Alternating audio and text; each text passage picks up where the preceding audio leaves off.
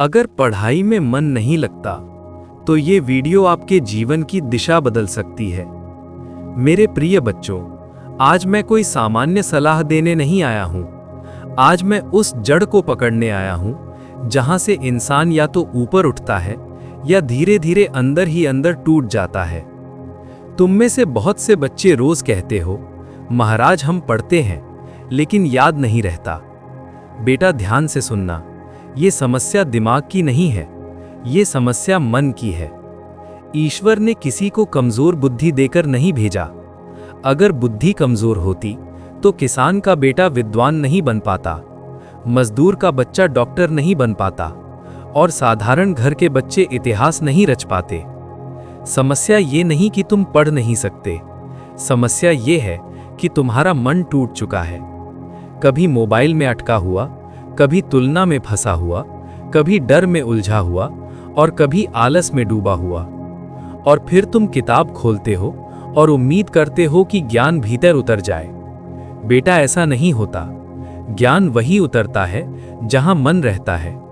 अब खुद से एक सच्चा प्रश्न पूछो, मोबाइल चलाते समय नींद क्यों नहीं आती और किताब खोलते ही पन्ने भारी क्यों लगते हैं? क्योंकि मन आसान सुख चाहता है, अनुशासन नहीं। मन तत्काल आनंद चाहता है। लेकिन याद रखना, यही मन अगर साध लिया जाए तो वही मन तुम्हें शिखर तक पहुंचा देता है।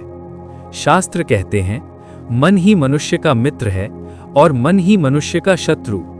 जो मन को जीत लेता है वह संसार जीत लेता है। अब सुनो एक गहरा सत्य, ब्रह्म मुहूर्त कोई अंधविश्वास नहीं है, ये प्रकृति का विज्ञान है। सूर्योदय से पहले का वह समय जब वातावरण शांत होता है, जब मन सबसे कम विकारों से घिरा होता है, उस समय जो पढ़ा जाता है वह सिर्फ दिमाग में नहीं जाता, सीधे संस्कार बन जाता है। रात की पढ़ाई मजबूरी से होती है, सुबह की पढ़ाई साधना से होती है। और एक कड़वा सच, अगर पढ़ते समय मोबाइल पास है तो समझ लो आधा युद्ध पहले ही हार चुके हो, क्योंकि बिखरा हुआ मन कभी विजेता नहीं बनता। पढ़ाई से पहले मन को तैयार करना पड़ता है, जैसे किसान बीज बोने से पहले जमीन को तैयार करता है। आंखें बंद करो, गहरी श्वास लो और मन में कहो, जो मैं अभी पढ़ने जा रहा हूं वही मेरे भविष्य की नींव है। ये छोटा सा संकल्प तुम्हारी पढ़ाई की दिशा बदल देता है। और सुनो बेटा, रटना ज्ञान नहीं है। जो समझ से पढ़ा जाता है उसे याद रखने की जरूरत नहीं पड़ती, लेकिन जो डर से पढ़ा जाता है वो समय के साथ मिट जाता है। आज बहुत पढ़ना और कल बिल्कुल ना पढ़ना, ये उत्साह है, अनुशासन नहीं।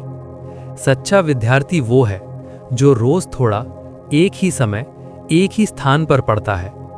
अब अपने घर को याद करो, उस पिता को याद करो जो बाहर मजबूत बनता है लेकिन अंदर से तुम्हारे भविष्य के लिए चिंतित रहता है। उस माँ को याद करो जिसने अपने सपने तुम्हारे नाम कर दिए हैं। तुम्हारी पढ़ाई सिर्फ तुम्हारा भविष्य नहीं है, ये उनके भरोसे का कर्ज है। और सबसे खतरनाक शब्द है कल से पढ़ूंगा।